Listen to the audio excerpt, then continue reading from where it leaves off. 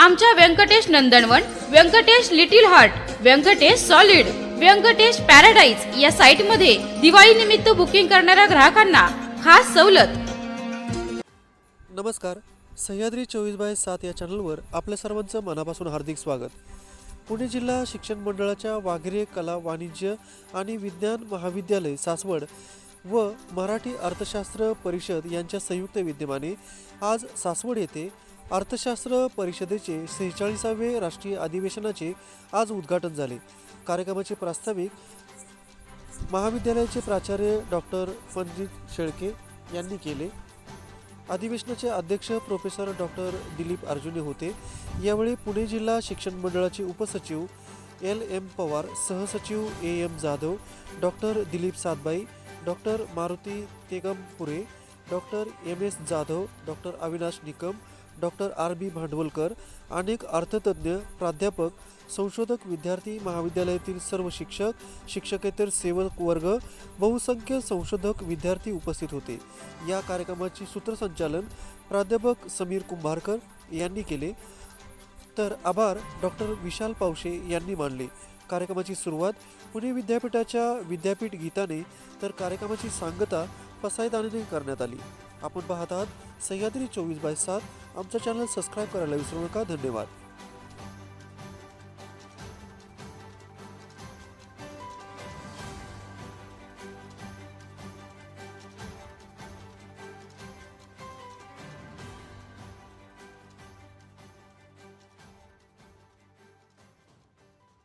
आमच्या विनंतीला मान देऊन या ठिकाणी उद्घाटक म्हणून पुणे विद्यापीठाच्या प्रकुलगुरू सातबाई सर, त्याचबरोबर या मराठी अर्थशास्त्र परिषदेचे अध्यक्ष आणि आमचे मित्र डॉक्टर दिलीप अर्जुने, आमच्या संस्थेचे आधारस्तंभ आणि आम्हाला वेळोवेळी मार्गदर्शन करणारे पितृतुल्य संस्थेचे उपसचिव आदरणीय LM पवार साहेब, त्याचबरोबर संस्थेचे सहसचिव प्रशासन विभाग यांचे आदरणीय AM जाधव साहेब, ज्यांचा आम्हाला नेहमीच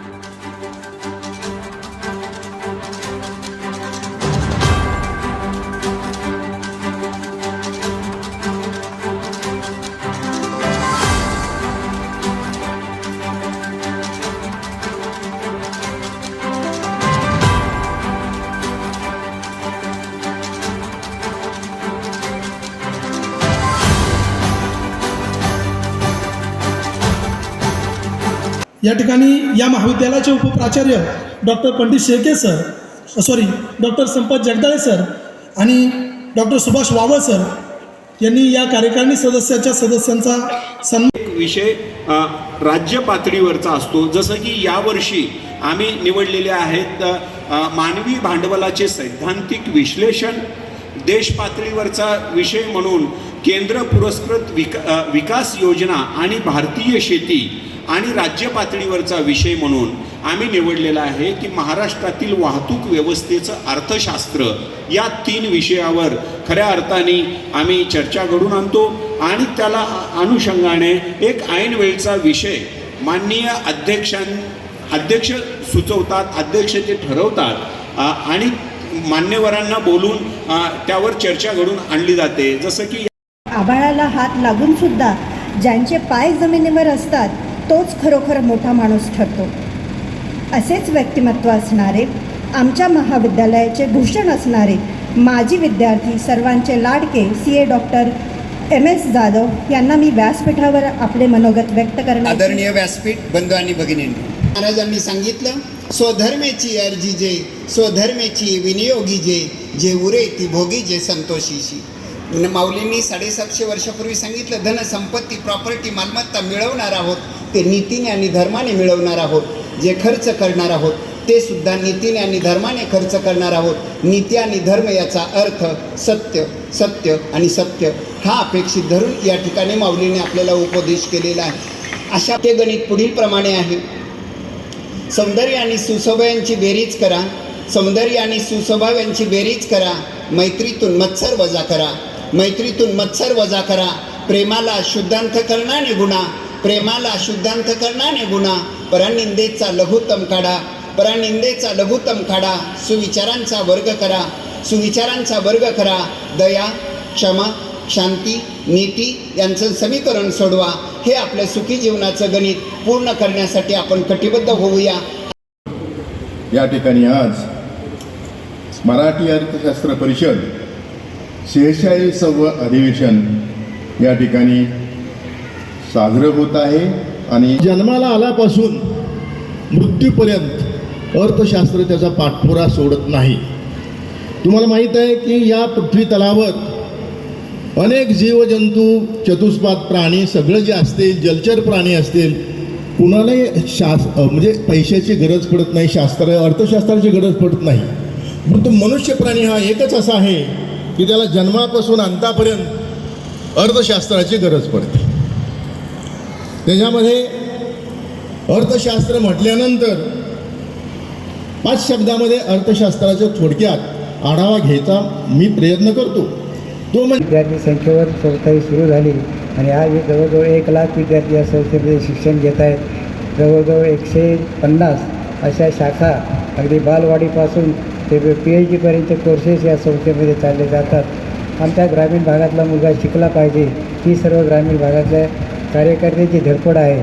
आणि मला खरोखर असा आनंद होतो एक संस्था चालक या नात्यानं की ही जी मराठी अर्थशास्त्र परिषद आहे, त्या परिषदेने फार चांगलं कार्य हाती घेतलेलं आहे की विद्यार्थी कशा पद्धतीने घडला पाहिजे. मग ते अर्थशास्त्रावर बरेचसे बोलले, आता त्याविषयी मी काय बोलू शकतो. म्हणजे संशोधन हा सुद्धा महत्त्वाचा भाग आहे. आणि मला खूप आनंद वाटतो की या परिषदेच्या निमित्ताने आपण 100हून अधिक लोकांना आपले आपले विचार, संशोधनपर प्रकल्प किंवा संशोधनपर पेपर्स इथं सादर करण्याची संधी देत आहात. आणि ही संधी खूप महत्त्वाची आहे कारण प्रत्येकजण अर्थशास्त्राच्या दृष्टीने विचार करतोय. कारण या एवढ्या मोठ्या देशामध्ये, आपल्या देशामध्ये जो बॅलन्स ज्याला म्हणतो, demand supply ratio, supply chain management, अनेक गोष्टीमध्ये अर्थशास्त्र महत्त्वाची भूमिका बजावत असतं. 2 प्रकारची मला विनंती आपल्याला करावीशी वाटते की आपल्या धोरणांवर आपल्या परिषदेच्या माध्यमातून आपल्या संशोधनाचा उपयोग पडला. रिसर्च टू पॉलिसी असा जर काही आपल्याला विचार करणार आला की राष्ट्रीय धोरणाच्या दृष्टिकोनातनं एखाद्या महानगरपालिका असो, एखादी छोटे गाव असो, त्यांचा जर अभ्यास अर्थशास्त्राच्या विद्यार्थ्यांनी आपल्या महाविद्यालयातल्या जर केला, असं काही प्रकल्प जर आपण राबवू शकलो की त्यांनी त्या गावाच्या इकॉनॉमिक डेव्हलपमेंटसाठी जर काही प्रोजेक्ट करून दिला. माझ्या अंदाजे मराठी ही आपली मातृभाषा आहे आणि या राज्याची भाषा आहे, तर सगळ्यांना समजायला उपयोग होईल. कारण अनेक जण नेते होतात किंवा नेतृत्व करतात, परंतु त्यांना अर्थशास्त्राच्या दृष्टिकोनातनं विकास काय असतो नक्की हे माहीत नसतं. नुसते रस्ते, लाईट, पाणी आलं. 43व्या अधिवेशनाच्या माध्यमातून खरं तर या परिषदेमधले जे आजीव सभासद आहेत, जे कार्यकारी पदाधिकारी आहेत, या सर्व पदाधिकाऱ्यांनी या परिषदेच्या अध्यक्षासाठी माझी निवड केली, त्याबद्दल सगळ्यांचं मनपूर्वक आभार मानतो.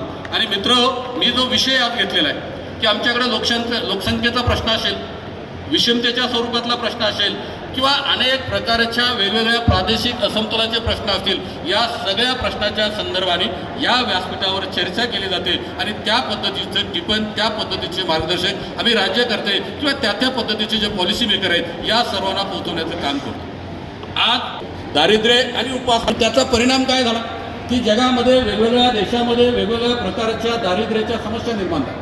या समस्येतून एक समस्या, दुसरी समस्या आणि मग जगामध्ये एक वेगळ्या प्रकारचं वातावरण निर्माण झालं. प्रचंड अज्ञान सुरू झालं, प्रचंड धार्मिकता सुरू झाली, प्रचंड धार्मिक प्रभावाखाली अज्ञानी आणि अशिक्षित माणसं आले आणि त्याचा परिणाम म्हणून आज आम्हाला जगामध्ये आतंकवाद सारख्या या प्रश्नाच्या समोर अतिशय गंभीर स्वरूपात जावं लागतंय. तो प्रश्न अतिशय घातक अशा स्वरूपाचा निर्माण झाला आहे. या सगळ्या प्रश्नाचा जर आम्ही विचार केला तर त्याच्या मागं दारिद्र्य.